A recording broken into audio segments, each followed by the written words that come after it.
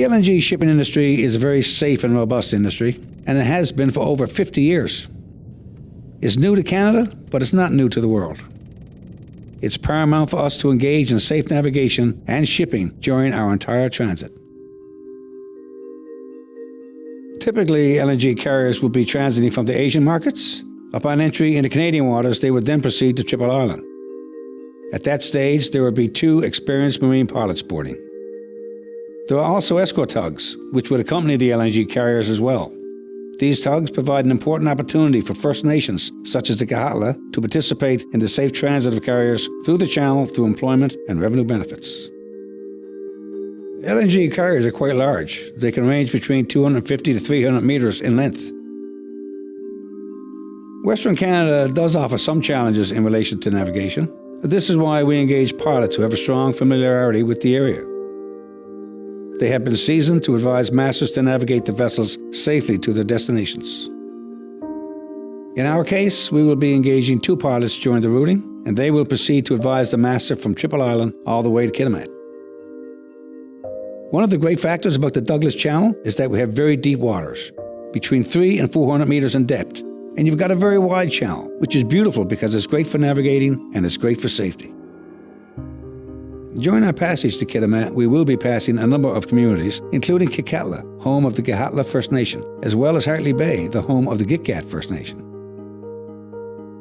We recognize that there are other users within the channel, such as fishermen and recreational users. All vessels must comply with the shipping routes prescribed for any area, and we're no different. It's a very whale-sensitive area as well, so we will be reducing our speeds. The slower speed is safer simply because we have more reaction time if something does occur. Working with local pilots and escort tugs, we feel confident that we can pass safely through their territory without any impact. There's certainly a misunderstanding about wakes created by vessels. LNG carriers do not make large wakes because of their fine form and their shallow drafts. The impact of wakes is not going to be significant in any way, shape, or form.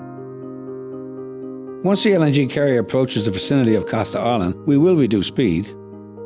Escort tugs would still accompany the LNG carrier, but at the same time the vessel will be met by 3 to 4 harbor tugs because they have the responsibility to maneuver the vessel.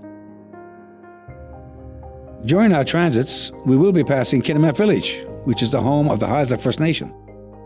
We've been working with them closely to understand and appreciate their concerns and interests, and the potential benefits associated with LNG shipping, including harbor tug operations. The Haisla will support and contribute to the management of the gitga'at port. At approximately 1,400 meters offshore from the jetty, the 3 to 4 harbor tugs would hook up to the LNG carrier. The tugs would then proceed to rotate the vessel 180 degrees. You have a tug forward, you have one aft, and you have one midships, so they can move the vessel very, very delicately and effectively. It's like a dance. Our vessels will be bow facing out. It's a safer way to tie the vessels up and have them ready for an effective and immediate departure. We will have a controlled environment. This means only one vessel at a time in the waterway so that we can bring it in safely to the jetty without congesting the waterway for other users.